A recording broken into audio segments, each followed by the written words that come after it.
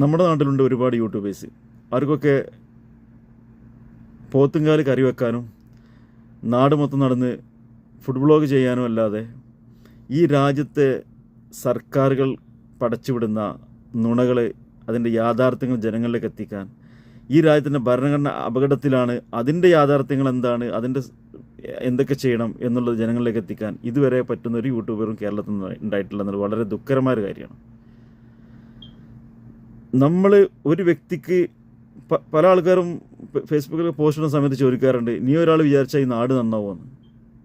ഒരാൾ വിചാരിച്ചാൽ നാട് നന്നാക്കാൻ കഴിയും എന്നുള്ളതിന് ഏറ്റവും വലിയ തെളിവാണ് ധ്രുവ റാട്ടി എന്ന വ്യക്തി.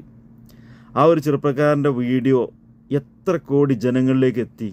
ആ എത്തിയതിൻ്റെ പ്രതിഫലം ഈ തെരഞ്ഞെടുപ്പിൽ നമുക്ക് കാണാനും കഴിഞ്ഞു. നമ്മൾ ഒരാൾ വിചാരിച്ചാൽ അത്രയും നന്നാവും. അത് വെറുതെയാണ്. ഒരാൾ വിചാരിച്ചാൽ ഈ നാട് നന്നാക്കാൻ കഴിയില്ല എന്നൊക്കെ പറയുന്നത് വെറുതെയാണ്. നമ്മൾ ഒരാൾ വിചാരിച്ചാൽ